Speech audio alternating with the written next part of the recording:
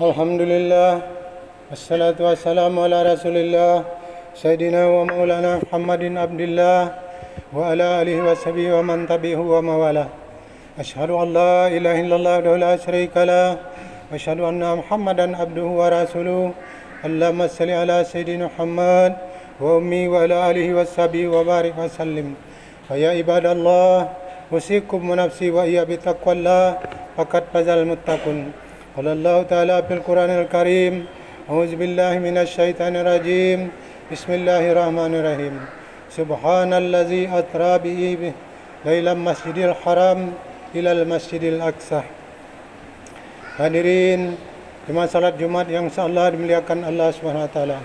Alhamdulillah, puji dan syukur marilah kita panjatkan kehadiran Allah Subhanahu wa taala atas segala nikmat dan kurnia yang telah dicurahkannya kepada kita semua, khususnya nikmat sehat, iman dan Islam, sehingga dengan ketiga nikmat itulah kita dapat berkumpul di ruangan Masjid Nurul Huda ini yang menjadi salah satu kebanggaan kita di Sakampai ini, guna untuk melaksanakan satu kewajiban kita, yaitu melaksanakan salat Jumat.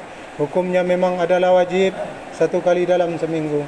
Selawat dan salam marilah kita curahkan kepada junjungan kita Nabi Muhammad sallallahu alaihi wasallam yang telah membimbing kita pada jalan kebenaran, yaitu agama Islam. Semoga kita yang hadir tempat yang mulia dan penuh berkah ini termasuk dalam golongan umat beliau dan mendapatkan syafaat darinya di hari kiamat nanti. Selanjutnya marilah kita meningkatkan keimanan dan ketakwaan kita kepada Allah Subhanahu wa taala dengan iman dan takwa yang sebenar-benarnya, yakni dengan menjalankan segala apa yang diperintahkannya dan menjauhi segala hal apa yang dilarangnya. Dengan iman dan takwa itulah bekal terbaik kita dalam menjalankan kehidupan di dunia dan di akhirat nanti, sebagaimana yang ditegaskan oleh Allah Subhanahu wa taala melalui firman-Nya, wa tazawwadu fa inna harizat taqwa wattaquni ya ulil albab. Dan bertakwalah kalian, dan sebaik-baik bekal adalah takwa, dan bertakwalah kepada Allah wahai orang-orang yang berbekal. Hadirin jemaah salat Jumat yang insyaallah dimuliakan Allah Subhanahu wa taala. Untuk judul khutbah kita pada Jumat hari ini, saya ambil tema dari hikmah Isra dan Mi'raj. Tujuan Isra dan Mi'raj itu di samping memperlihatkan sebagian kecil tanda-tanda kebesaran Allah menerima perintah solat. Dari segi menerimanya saja, solat itu sudah istimewa. Coba kita lihat, Allah perintah kita melaksanakan ibadah puasa, cukup turun ayat, ya allazina amanu kutiba alaikumusiyam, cukup turun ayat. Allah perintah orang yang mampu untuk melaksanakan ibadah haji, cukup turun ayat. Allah perintah orang kita membayar zakat, cukup turun ayat. Tapi Allah perintah kita solat tidak cukup sekedar turun ayat. Nabinya langsung dipanggil oleh Allah Subhanahu wa taala. Dari segi ini saja solat itu sudah istimewa.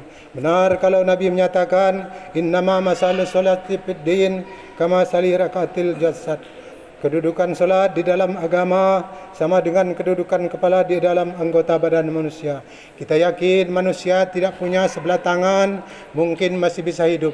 Manusia tidak punya sebelah kaki, barangkali masih bisa hidup. Manusia tidak punya sebelah telinga, masih bisa hidup. Tapi kalau manusia tidak punya kepala, pasti tidak akan bisa hidup.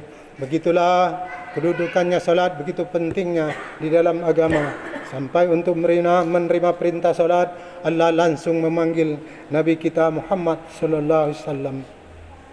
Saudara hadirin yang saya hormati, apa sih sebenarnya solat itu di dalam hidup ini? Untuk menjawab apa itu solat, coba kita lihat ayat yang memerintahkan kita solat selalu oleh Allah, selalu dimulai dengan aqimus shalah.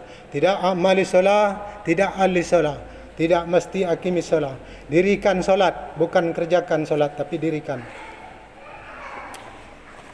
Hadirin jemaah salat Jumat yang insyaallah dimuliakan Allah Subhanahu wa taala. Mohon maaf saudara sekalian yang saya hormati, mungkin di antara kita sekalian sudah banyak yang mengerjakan solat, tapi belum banyak yang mendirikan solat. Apa pengertian mendirikan solat?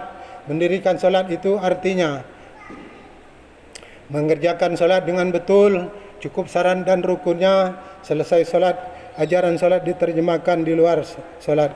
Apa pengertian mendirikan solat? Apa bedanya mendirikan solat dengan mengerjakan solat? Mendirikan solat artinya kalau mengerjakan solat itu cuma sekedar menggugurkan kewajiban. Kadang-kadang kita keluar solat Jumat, nukar sendal di masjid, mentang-mentang khatib khutbah, saudara-saudara kaum muslimin, ambillah yang baik, tinggalkan yang buruk, lalu keluar praktek.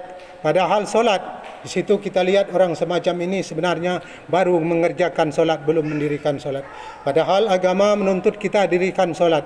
Apa artinya mendirikan solat? Mendirikan solat artinya mengerjakan solat dengan betul, cukup syarat dan rukunnya. Selesai solat, ajaran solat diterjemahkan di luar solat. Itu artinya mendirikan solat. Jadi ada istimrar, kontinuitas, kesinambungan kata orang sekarang. Pada waktu dia mendirikan solat, maka kelihatan khusyuknya. Setelah selesai solat, ajaran solat kembali diterjemahkan di luar sana. Apa arti ajaran solat itu? Yang artinya ini merupakan manfaat daripada solat yang harus kita kerjakan. Hadirin jemaah solat Jumat yang insya-Allah dimuliakan Allah SWT. Yang pertama, solat mengajarkan kita satu sifat yang disebut rendah hati. Rendah hati, tawadu. Rendah hati bagaimana? Anggota badan kita yang paling kita hormati adalah kepala. Kalau bergurau dengan teman, dipukulnya tangan masih senyum kita, dipegangnya kaki masih senyum kita. Tapi kalau sudah kepala dipegang, pasti ada agak berbeda perasaan. Namun kepala yang begini kita hormati, manakala sujud di hadapan Allah sama rendahnya dengan telapak kaki kita. Allahu Akbar, kembali ke masyarakat, sombongnya hilang. Kenapa? Kerana dia tahu, Allah tahu. Orang yang sombong itu Allah tidak senang. Iblis diusir dari surga kan cuma sekedar sombong. Diperintah sujud kepada Nabi Adam, dia tidak mau. Ditanya kepada Allah, wahai iblis, kenapa kau tidak mau? Kan ini perintahku, kata Allah. Kata iblis dengan sombongnya menjawab, wahai Allah, saya diciptakan dari api, Adam dari tanah. Unsur api lebih mulia daripada unsur tanah. Masa saya harus sujud pada Adam yang baru kemarin diciptakan? Gengsi kata iblis. Jadi kira-kira kata Allah, keluar kamu iblis dari surga. Jadi iblis cuma sekedar sombong, diusir dari surga. Jadi kira-kira itulah apa yang di surga saja sombong diusir, apalagi kita masih di dunia ini. Sama sekali belum menginjakkan kaki ke surga. Dalam segala bentuk sombong itu Allah tidak senang. Hadirin jemaah salat Jumat yang insya-Allah dimuliakan Allah SWT. Kejadian apapun yang kita alami dalam hidup ini hendaklah berlaku seperti Nabi Sulaiman alaihi salam. Diberikan beliau kekuasaan, diberikan pengetahuan, diberikan harta yang banyak. Beliau hanya berkata, hazamin fadli rabbi liyabluwani naskuru anam maskur. Semua ini kekuasaanku, harta, pengetahuan yang diberikan kepadaku cuman kurnia dari Allah Subhanahu wa taala untuk menguji diriku, adakah aku bersyukur kepadanya atau malah aku menjadi ingkar karenanya. Hadirin jemaah salat Jumat yang insyaallah dimuliakan Allah Subhanahu wa taala. Maka bersyukurlah kita yang jauh hidup dari zamannya Rasulullah. Kita belum pernah berjumpa dengan beliau, belum pernah melihat wajah beliau, belum pernah melihat gerak langkah kaki beliau. Kita beriman dengan peristiwa Isra dan Mi'raj ini. Jauh lebih beruntung daripada orang yang langsung ditongkrongi Nabi. Mereka melihat wajah Nabi, mereka melihat Nabi membaca wahyu, mereka melihat mendengar suara Nabi, tetapi mereka tidak juga mau beriman. Nilai-nilai iman inilah kalau kita tidak pelihara dan syukuri akan bisa bergeser ditelan oleh berbagai macam godaan di dalam memahami Isra dan Mi'raj ini. Hadirin jemaah salat Jumat yang insyaallah dimuliakan Allah SWT. Dengan begitu Isra Mi'raj dengan segala kejadian yang ada, dengan segala bukti dan kejadian yang ada, itu benar-benar kekuasaan dari Allah Subhanahu wa taala. Kelemahan dan kemampuan yang dimiliki oleh manusia membicarakan Isra dan Mi'raj artinya bercermin dari perjalanan manusia. Bercermin apa? Pengetahuan manusia taruhlah sudah melanglang buana ke ruang angkasa.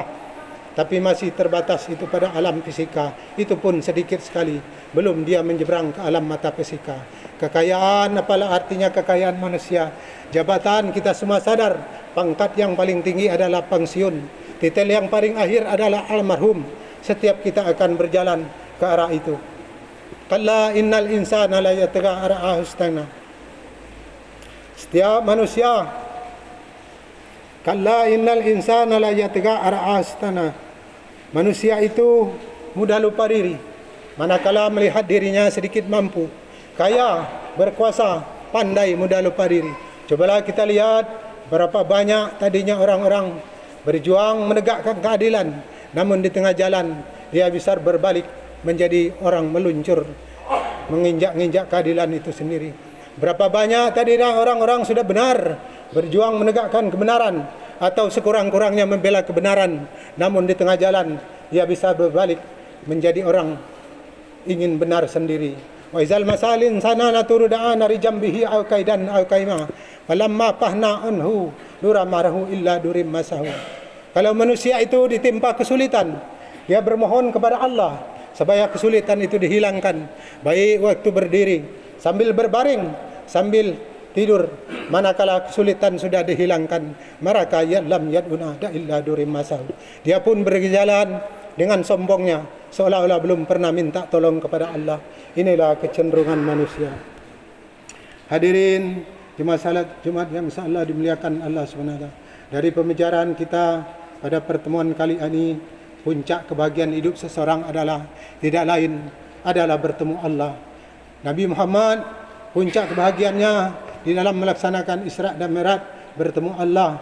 Bagaimanapun nikmatnya masuk surga, kalau diukur bertemu Allah masih jauh lebih nikmat bertemu Allah. Nabi Muhammad di puncak perjalanan Isra Mi'raj bertemu Allah, tapi perjalanan itu pertemuan itu diawali dengan berbagai macam godaan, cobaan, fitnaan, sampai kepada ancaman akan dibunuh. Jadi paling akhir beliau mendapat perkenaan bertemu Allah. Jadi begitulah puncak kebahagiaan hidup seseorang yang belum pernah diberikan kepada manusia seorang pun. Jadi begitulah seperti pepatah bilang, habis gelap terbitlah terang. Inna ma'al usri yusra. Di balik kesulitan, insya-Allah menunggu kemudahan. Kesulitan adalah bagian daripada hidup, tidak hanya untuk ditakuti, tapi dijadikan jalan keluar bagaimana pemecahannya. Hadirin jemaah salat Jumat yang insya-Allah dimuliakan Allah Subhanahu wa taala.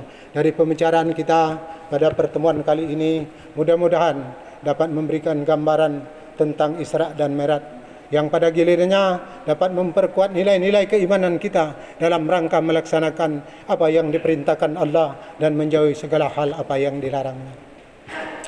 Marilah kita manfaatkan sisa usia kita ini dengan sebaik-baiknya untuk beramal saleh. Jangan sampai ada yang terlewatkan tanpa terisi dengan amal saleh sampai datang kematian. Sebagai penutup, akhirnya kita ucapkan selamat tinggal tahun 2025 dengan memohon ampun dan bertobat atas dosa dan kesalahan masa lalu, dan kini kita songsong tahun baru 2026 dengan penuh keimanan dan optimisme, seraya memohon kepada Allah agar senantiasa memberikan hidayah serta petunjuk kekuatan untuk dapat mengisi setiap kesempatan dengan amal saleh sampai akhir hayat kita. Demikianlah khutbah Jumat yang dapat saya sampaikan. Mudah-mudahan Allah senantiasa melimpahkan rahmat, taufik dan hidayahnya kepada kita semua, sehingga kita dapat menjalankan segala aktivitas kita sesuai dengan syariat agama dan mampu menjadikan segala apa yang kita miliki sebagai sarana untuk mencapai kehadirat Allah Subhanahu wa taala. Barakallahu lakum bil Qur'anil azim wa nafa'ani wa iyyakum bima fihi min ayati dzikril hakim wa taqabbal minni minkum aqulu qouli hadza innahu wal ghafurur rahim.